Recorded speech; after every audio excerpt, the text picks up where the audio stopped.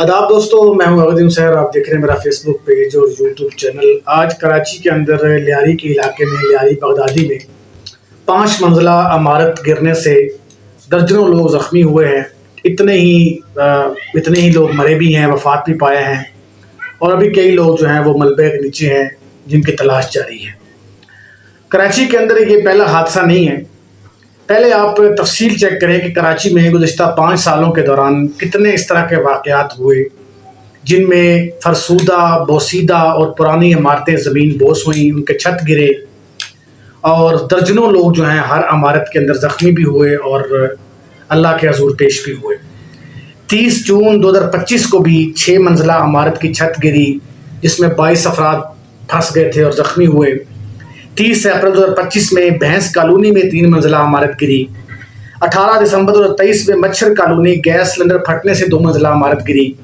11 अक्टूबर 2023 को शाह फैसल कॉलोनी में 3 मंजिला इमारत गिरी। 12 अप्रैल 2023 में एक फैक्ट्री में आग लगी और उसकी इमारत ज़मीन बोस हुई। मार्च 2020 में गुलबहार रिजवे सोसाइटी में 5 मंजिला इमारत गिरी और इसी कॉलोनी के अंदर मार्च से पहले भी एक इस तरह का वाक़या पेश आया। ये वो वाक़े हैं जो रिपोर्ट हुए। बहुत सारे ऐसे वाक़यात होते हैं जो छोटे मोटे, कोई छत गिर गई, कोई पुराना घर गिर गया, जो रिपोर्ट ही नहीं होते। ये जो कि बड़ी इमारत का गिरना था और रिपोर्ट हो गया और मीडिया उस तक पहुंच गया और ये हम तक खबर पहुंच गई। कराची जो है वो गुज़श्ता 15 से 20-25 सालों से 2 पार्टियां उस पर जो है वो मुसल्लत हैं।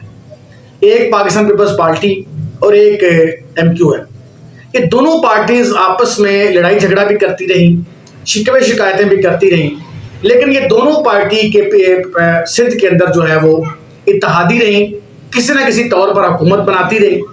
और सिंध के अंदर जितना भी अरूजो जवाल आया, जितना भी जुल्म सितम हुआ, जितना भी जबर हुआ, जितनी तबाही हुई, जितनी गुर्बत आई, जितनी महंगाई आई, उन तमाम चीज़ों का जो जिम्मेदारी है वो इन 2 पार्टियों पर थोपी जा सकती है। पीपल्स पार्टी जो हर दौर में पिछले 20 साल से वो सिंध में तो मौजूद ही है, वो हर दौर में हुकूमत के अंदर किसी न किसी हवाले से एक बड़ी अपोजिशन पार्टी बनकर मौजूद रही। अभी भी आप देख लें, जिसको कहते हैं जी शहबाज शरीफ ने बाकायदा दावत दी बिलावल भुट्टो को कि आप आए हुकूमत में शामिल हों, और इस वक्त जितनी भी की सीट्स हैं, बड़ी सीटें हैं, उसमें पाकिस्तान पीपल्स पार्टी मौजूद है। 3 सूबों के गवर्नरशिप उनके पास है, चेयरमैन सेनेट उनके पास है, फॉरेन अफेयर्स उनके पास हैं, सेक्रेटरी डिप्टी स्पीकर की सीटें उनके पास हैं, डिप्टी चेयरमैन की सीट उनके पास है सेनेट की, और कई सीटें उनके पास मौजूद हैं। और उसके बावजूद वो ये कहते हैं कि हम तो हुकूमत में है ही नहीं, हमारा हुकूमत के से कोई लेना देना नहीं है। यानी हर गैर जमहूरी अमल में वो, इस पर मैं तफसील से व्लॉग कर भी चुका हूँ, आप मेरे व्लॉग लिस्ट में देख भी सकते हैं, जहाँ मैंने पीपल्स पार्टी की हुकूमत में शमूलियत की बात की।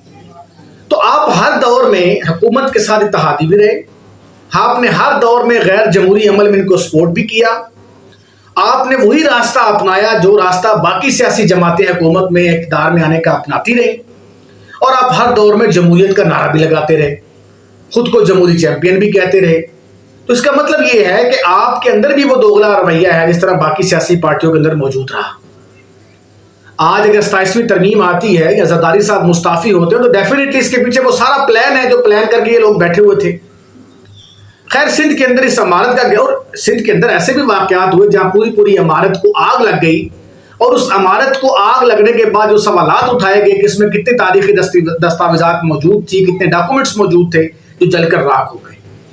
और जब भी कोई सरकारी इमारत गिरती है, उसके अंदर से डॉक्यूमेंट जल जाते हैं, तो उसके ऊपर सवालिया निशान होता है कि आखिर क्या इसके अंदर ऐसे जो है वो स्वेयर या सीरियस डॉक्यूमेंट थे जिनको जला दिया गया या जिनकी वजह से इमारत में आग लग गई।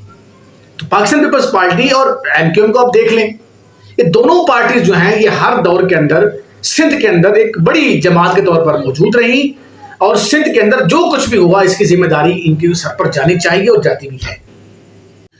आप MQM को देख लें, MQM हर दौर में अपनी वफाक से और अपने सूबे की एक सीधी पार्टी से, पीपल्स पार्टी से शिकवा करती रही, लेकिन हर दौर के अंदर अपने जिन जमातों के साथ इसका इत्तेहाद रहा वफाक के अंदर या सूबे के अंदर, ये उन जमातों के हर गैर आईनी अमल को भी सपोर्ट करती रही किसी न किसी एंगल से। उसका मतलब ये हो गया कि ये जो सियासी पार्टियां सिंध के अंदर जो इतने पिछले 15-20 साल से इक़्तिदार में हैं, جماعت اسلامی کا ظاہر ہے میں نام اس لیے نہیں لیتا کہ جماعت اسلامی ظاہر ہے ایک وہاں اہم پارٹی تو ہے، لیکن نعمت اللہ خان صاحب کے زمانے میں کراچی کے کچھ بہتر تھی. اب ظاہر ہے وہ اقتدار میں ہوتے نہیں، ایک آدھ سیٹ ہوتی ہے ان بیچاروں کی سنی بھی نہیں جاتی. تو بنیادی جو ملبہ ہے، یہ بلڈنگ کا جو ملبہ گرا ہے، بیسیکلی یہ ملبہ پاکستان پیپلز پارٹی بھی گرنا چاہیے کہ انہوں نے کیا، اور سندھ بلڈنگ کنٹرول اتھارٹی جو ہے اس کا کیا کردار رہا ہے پچھلے ایک طویل عرصے کے اندر وہاں کراچی کے اندر.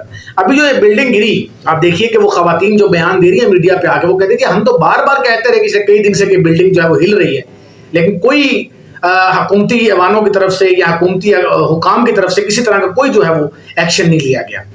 تو کراچی کے اندر آپ کو لیاری کے اندر مختلف علاقوں کے اندر درجنوں ایسی عمارتیں مل جائیں گی جو آخری سانسیں لے رہی ہیں اور کسی وقت بھی گر سکتی ہیں، اور ان کے اندر رہنے والوں کا کیا حال ہوگا آپ خود سمجھ سکتے ہیں.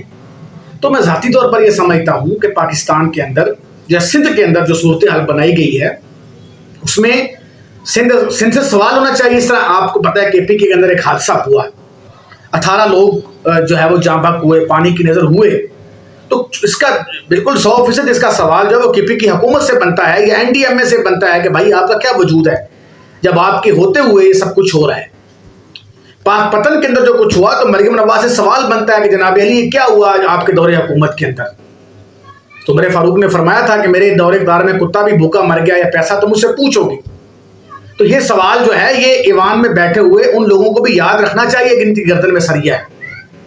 جو اقتدار میں آتے ہیں تو عوام کو کیڑے مکوڑے سمجھتے ہیں، اور جب اقتدار سے نکل جاتے ہیں تو پھر وہ کہتے ہیں تو کیتے میں کی. تو یہ جو معاملہ ہے اس کو سمجھنے کی اشد ضرورت ہے. اس وقت سندھ کے اندر جو کچھ بھی ہوا ظاہر ہے اس پہ سوال بنتا ہے. دوسری آج کی خبر یہ ہے کہ میاں نواز شریف صاحب کا ایک بیان سامنے آیا کہ وہ عمران خان سے اجالہ جیل میں ملاقات کے لیے جانا چاہتے ہیں، اور وہ سب کچھ اس لیے کر رہے ہیں کہ وہ چاہتے ہیں مذاکرات سے بات آگے بڑھنی چاہیے. نواز شریف صاحب کے حکم پر شہباز شریف جو ہے وہ جو نثار سے ملے، شاہد خاقان عباسی اور مفتاح اسماعیل سے رابطے سننے میں آیا کہ شروع ہو رہے ہیں. مولانا فضل الرحمان سے وہ ملے جا کر 2 تاریخ اکثریت ملنے کے بعد وہ ناراض قائدین سے ملاقاتیں کر رہے ہیں. اچھی بات ہے، نواز شریف کو یہ خیال آیا، لیکن نواز شریف صاحب کو یہ خیال بات ذہن میں رکھنی چاہیے کہ یہ مذاکرات ہونے کے بعد کیا وہ اتنی حیثیت رکھتے ہیں کہ ان کے مذاکرات جو ہیں وہ کوئی نتیجہ خیز ثابت ہو سکیں، یا جو وہ عمران خان سے ڈیل کر رہے ہیں یا جو وہ بات کر رہے ہیں، جو وہ مذاکرات کر رہے ہیں، کیا وہ عمران خان کے ان شکوں کو ماننے پر تیار ہو جائیں گے جو بنیادی نکات ہیں. کیونکہ ذرائع تو یہ کہتے ہیں کہ عمران خان کا بنیادی نقطہ نظر یہ ہے کہ بھائی 8 فروری کا الیکشن چوری ہوا ہے، ہمیں ہماری سیٹیں واپس کرو. اور آپ سیٹیں دینے کے بجائے آپ تو مخصوص نشستوں کو بھی ہتھیا چکے ہیں. سمریال الیکشن سے پہلے مذاکرات عمران خان سے چل رہے تھے، اور آپ جانتے ہیں کہ اس میں بار بار یہی بات ہونے کی کوشش کر رہی تھی کہ آپ مذاکرات کریں، لیکن سمریال الیکشن دوبارہ وہی سیٹوں کے ساتھ جو کچھ ہوا جو 8 فروری کو ہوا. تو نواز شریف صاحب جو وہاں جا رہے ہیں مذاکرات کے لیے، نو ڈاؤٹ یہ ایک بہترین قدم ہے، میں اس کو سپورٹ کرتا ہوں. مگر سوال یہ ہے کہ کیا یہ ڈونلڈ ٹرمپ کی طرح ایک پی آر سٹنٹ ہے، یا یہ جو نواز شریف صاحب نے مذاکرات کی خواہش ظاہر کی ہے کیا یہ طاقت کے مراکز کی طرف سے کوئی اشارہ تھا، یا کیا نواز شریف صاحب جو ہیں وہ اپنے بھائی کو یا دیگر لوگوں کو یا مقتدرہ کو سمجھا سکیں گے کہ وہ یا ان سے ہٹ کے وہ مذاکرات کر رہے ہیں. یہ بڑا اہم سوال ہے. یہ خود سے مذاکرات کے لیے تیار ہوئے ہیں یا کوئی اشارہ ملا ہے؟ اشارہ بھی ملا ہے تو پھر کیا وہ تمام شکیں مانی جائیں گی، اور جن پر مذاکرات ہو رہے ہیں وہ پوائنٹس کیا ہیں؟ تو میں ذاتی طور پر یہ سمجھتا ہوں کہ نواز شریف صاحب شہباز کی حکومت آنے کے بعد، پنجاب میں مریم کی حکومت آنے کے بعد بالکل سائیڈ لائن ہو گئے تھے. اس ڈسکشن کے بعد عمران خان کے تناظر میں دوبارہ آج میڈیا کی شہ سرخیوں کا مرکز بنے اور پوائنٹ پہ آئے، ان کا ڈسکشن ہونا شروع ہوئی. تو یہ ایک اچھا عمل تو ضرور ہے، لیکن یہ پوائنٹ کیا یہ جو نقطہ نظر ہے مذاکرات کا یہ نواز شریف کا اپنا ہے یا ان کو ایجنڈا دیا گیا ہے؟